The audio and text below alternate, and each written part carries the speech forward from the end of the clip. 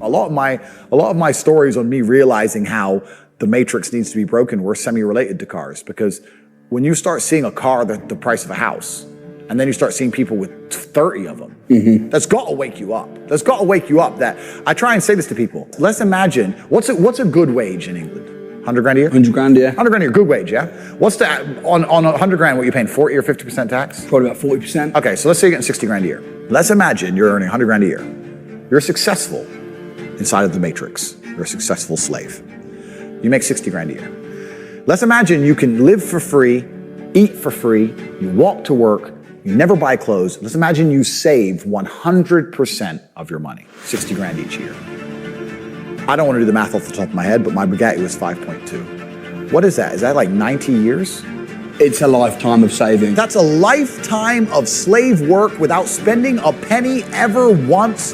To by the time you're a fucking geriatric and can't function, you might be able to buy one of my 30 cars. If that does not tell you the matrix must be cracked and there's other ways to make money, then nothing fucking will.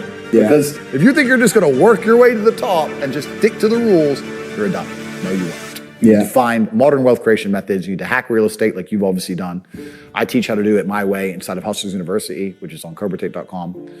Or you need a strong network. You can't just be sitting here and thinking, it'll just happen one day, because no, it fucking will not, because you're competing against men like me, and we're taking it all. I don't think most people understand that this war is coming for everyone. It can't be avoided. You're either going to become someone like me who's fighting against it, the counterculture, or you're going to buy into it and be a victim of it. I don't think any man who wakes up and accepts the garbage that the Matrix tells them, that yeah, it's okay to be depressed, like we just talked about, yeah, you should be running around doing perkies and Adderall and consuming porn and sleeping with a bunch of hoes, and yeah, go to school and get an education and get in debt, and then go get a mortgage and get in debt, and then 9 to 5 and just slave away, and you'll be retired when you're 74, it's gonna be fine. All the things they push, all the standardized mechanisms that a man's supposed to live his life by, I believe lead to crippling depression and sadness anyway. I don't think that makes anyone happy. So this war is twofold. You can either fight against the system and be its enemy like I am, or you can accept the system, and then you're gonna be fighting against yourself in your head, because now you're your own enemy, because you listen to the system and you hate yourself and you hate your life. Yeah. So what do you want to do? If you can't avoid fighting, do you want to turn on yourself or do you want to turn on your enemy? Every single part of me is on my team. My mind, my hands, my feet, everything, my teeth, you name it. If it goes to war, I've got every single weapon at my disposal. So when people say to me, why am I fighting this war? I say, you're in the war too. You're just gonna be a casualty of it. You're gonna be a forgotten name. You're not even a name, you're gonna be a number. In wars, it's interesting, in wars, you look at any war, they'll talk about 12,000 people died here. Yep. And one of them was this guy. There's names and there's numbers. So if you're gonna go to war, you can decide, do you wanna be a name or a number? Because people are gonna die. People are gonna die regardless. And this is why I teach the things I teach. I say to men, listen, you need to become as strong as possible. You need to make a bunch of money. You need to prepare. You need to have 7 passports in 7 different countries. And you just start sitting there getting paranoid and panicking and getting things done. This is why I push masculine excellence, because when they come for you, when they come for us all, if you have no weapons to defend yourself, you're gonna be one of the 12,000 in the ditch. So you're gonna be numbers. At least when they kill me, they know who they killed. At least they'll say they killed 12,000 men and Andrew Tate. Yeah. At least I get that. You have to aim for something. But this war can't be avoided, and everyone at home doesn't seem to realize Here's the thing that, like, I'm going to put you a little bit at ease and scare you at the same time. I'm ready. They killed Jesus, dude. You know what I mean? Like, if you think about it, they killed God. Yeah. Obviously, he wanted it to happen. Thank God he did. But here's the craziest part. Hey, man, this is the way of life. Oh, absolutely. This is the way of life. And I don't sit around anymore, and I don't fear it. And when you talk about pride, and you talk about all the stuff that we were talking about, I found this new confidence where I walk in a room and I just own it immediately. And it's a new way of thinking. My confidence comes with the Lord. Every room I walk into, this meeting, I said, God, you go before me. You take my tongue, you take my mind, you take my body. When you walk into a room and you have this type of faith, hypothetically, say I'm an idiot. Say I am completely a nutcase. I guarantee you I outworked the old George that didn't have that faith. Oh, absolutely. And you can also apply the same to fighting. Like if you look at the Islamic fighters, they say, all glory to God. God's already decided who's going to go in there. They're so calm. Yeah, and by the way, that's scary. It's dude. super scary. Yo, if you walk into a dude and he's just super calm, it doesn't care. Fuck all that. I don't even want to be here anymore. Absolutely. Yeah, like if I were to agree, and if I were to do a fight now, I know that it's in God's hands. So I'd be as calm. I'd be nervous, of course, and I'd want to be nervous, but I'd know, like, look, this is in God's hands. God's already decided. Allah's the best of planners. He will decide if I need to win and destroy this man or if I need to lose and learn a lesson. Then it's up to God. That's working off of fear, not faith. This is the ultimate position of the slave mind, because there are people who have a visceral reaction of anger towards me or towards you or towards anyone you can name. And they feel an emotion, right? And emotion's a real thing. Anger is a real thing. They'll feel a visceral emotion for a person they've never met based on an edited news segment from a propaganda organization. They're going to sit there and go, well, this propagandist has told me this, and now I feel rage towards this person I've never met. They haven't investigated anything. They haven't dived down the rabbit hole. They don't care. They just instantly comply and believe. If they can make you feel emotions with a short edited clip, well, then you are the enemy of freedom. You are the exact type of people they want. So they can play clips on the news, you get angry, and do whatever they tell you to do. You're the worst person in the world. And another thing that people just lack so much brain, if they were to come to me and say, Michael's got a new case, he's back on the streets, crime boss, they put it all over the news and tell you your past and you're a crime boss, and they say, look, here's an indictment. I'm gonna say, so wait, the police wrote this and the media wrote that. So I don't care about any of it. It's all a lie. It's all a scam because it's a one-sided story. People are going to be full-grown adults and not understand that one-sided stories always end one way. You can't ask the media or the police anything about anybody. And then the scary thing about all of this is what we were talking about earlier. If you actually do a crime, like a bad, heinous thing, you rob a grandma, they seem to let you off. They don't seem to punish you like they used to. No. And that's a really big rabbit hole to go down as to why they're doing that and why they're trying to make society so unsafe. Perhaps it's because the only thing the human mind will accept a reduction in freedom for is safety. The only thing that will make you say, okay, take my freedom, but make me safe.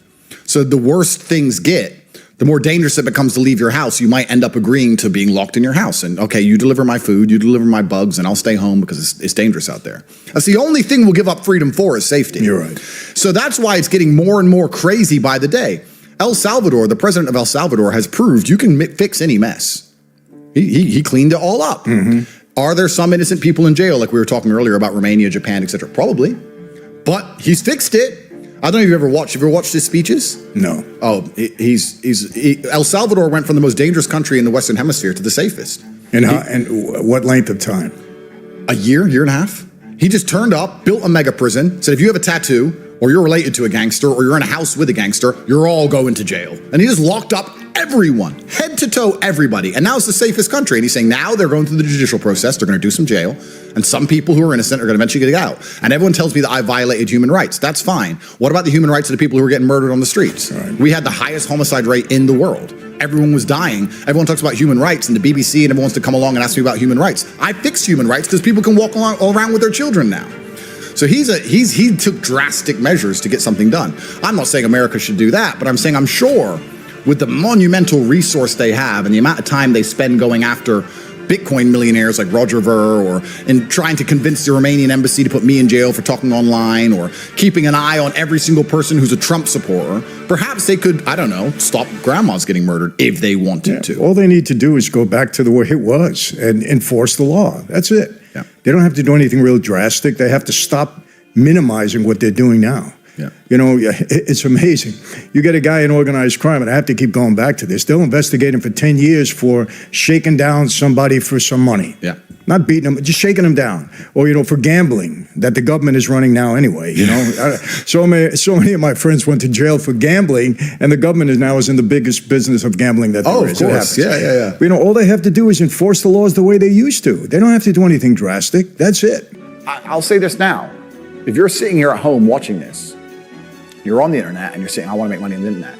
Know that me, a man with hundreds of millions of dollars, and my network of 4,000 people all around the world, from Singapore to America, etc., with a combined assets of billions, are talking for 12 hours a day about how to generate money on the very cusp of culture, on the very cusp of updating geopolitics.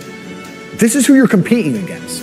It's player versus player. You're sitting there like a jackass, scrolling around a little bit and going, oh, I hope I'll be rich one day. And there's people like me and my network out here, and this is who you're competing against. You're gonna get fucking wrecked. You're gonna get crushed. Either join the winning team or stay broke. Yeah. Like, there's no other way. Like, you find somebody who knows what they're doing, as you do. You've proved it. You have all the credentials to prove you know what you're doing. I know what I'm doing. And join their team or stay broke. You're gonna get fucking crushed. It's player versus player. You're not gonna do it on your own. The whole idea of like this lone wolf shit is also garbage. You need network, you need people, you need teams. You know this better than anybody. Yeah, and it's like, you know, if you're playing chess, I know you love chess. Your dad was a champion chess player, and you don't really know how to play, and you're against a champion chess player, every time you're going to get spanked. And that's the interesting thing about chess. That's what's so great, because the rules of the game are the same for both players. The constraints are the same, but the grandmaster will destroy you within the same constraints. He can't do any moves you can't do, but he will wreck you because he knows the game better. Yeah, that's all it is. He knows the rules better. That's it. It's business is the same. Sales, marketing, it's all the same. finance, operations. He knows it the same. I can say this, and I'm not saying this in a horrible way. I'm from a council estate, right? I came from absolutely nothing. And I'm now at my position in life, and I know how hard I've worked. When I meet somebody who's whatever, 50 years old, and they have absolutely zero money, I don't think, oh, he's had it hard. I thought, you just didn't, you're just lazy. Your sympathy disappears after a certain amount of time. When you pull it off, you've pulled it off, I've pulled it off. When you've been through X amount of shit to pull it off, and everyone's just coming out with excuses all the time, sympathy vanishes. Yeah. It's like, look, I'm sorry, I don't buy your shit. Right. You were too busy sniffing, drinking pints, doing all this dumb shit. I wasn't doing it. I don't feel sorry for you people. And that's what happens after a certain amount of time. So if I feel that way, and I'm also from a council estate, imagine these people who were born as billionaires. Yeah. How do you think they view us? You think they give a shit about wrecking our currency? I don't give a fuck. You better find something to eat on the floor. They don't give a shit. This world is so much crueler than people understand. I've had people all the time come to me saying, yeah, I want to make money. Go take a half an hour and learn about fractional reserve banking. Learn you don't even know how money works. Yeah. You don't even know how a bank works. Like, how are you going to make something you don't know what it is? Right. Like, it's crazy, man. How can an antelope in the jaws of a tiger say, I lack motivation? I'm tired. I'm horny. I want to jerk off. Bro, they're ripping out your throat in real time. You're bleeding out. Fight back.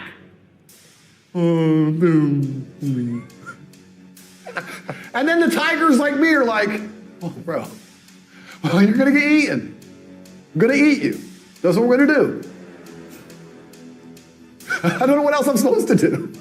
It's kind of like, you probably have this problem as well. I don't know if you have this problem. Do you ever wake up and think, I don't need any more money, but there's fuck all else to do? Yeah, every day. Yeah, so you just end up making millions. What's better than making something out of nothing? Financial alchemy. Absolutely. Yeah.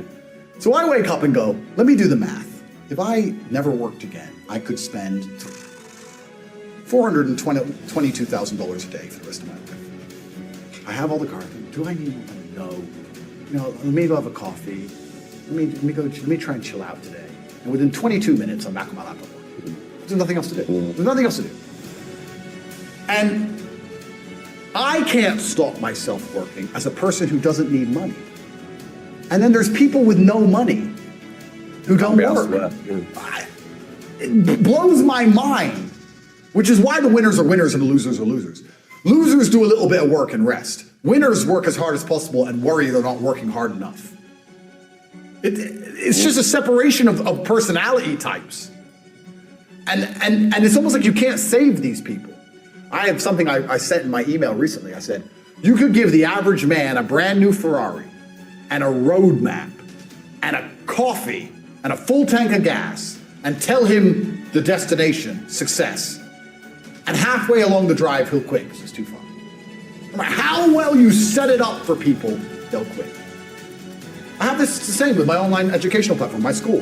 It's $49 a month. It's less than a Starbucks. And I will teach you how to make money online. You can escape the matrix, you can get out through the hole before it closes, you can be geographically free, you can live in Thailand, you can make money from your computer. It costs $49, you have absolutely nothing to lose. I made it cheap enough for everybody to be able to join.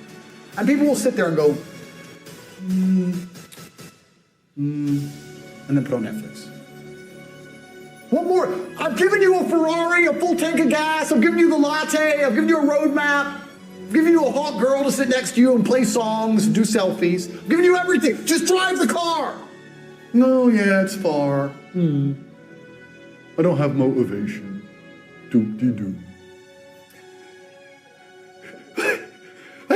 You're a loser. You are a loser. If you do not win, you lose. What do you call someone who loses? A loser. That is an underused word. Loser. My brother and I use it all the time. This person thinks this. He's a loser. What do you mean he's a loser? Look at him. He's a loser. He lost. Name a competition. I beat him at anything. Uno, marbles, a fight to the death. You name it. I'll decimate this loser. Oh, he thinks I'm a human trafficker. Oh, he with the loser. Give a shit. He's a loser.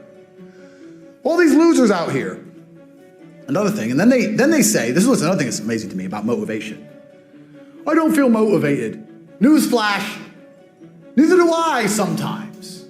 You're not going to always feel like doing it. You have to do it anyway because it's your duty to do it because you don't want to be a fucking loser. That's the whole point. If you felt like doing it all the time, then there would be no magic to it. The magic is that you do it regardless of how you feel. What do you mean you need motivation? You don't need motivation. You have a duty to not be a loser anymore because the hole in the sky is closing.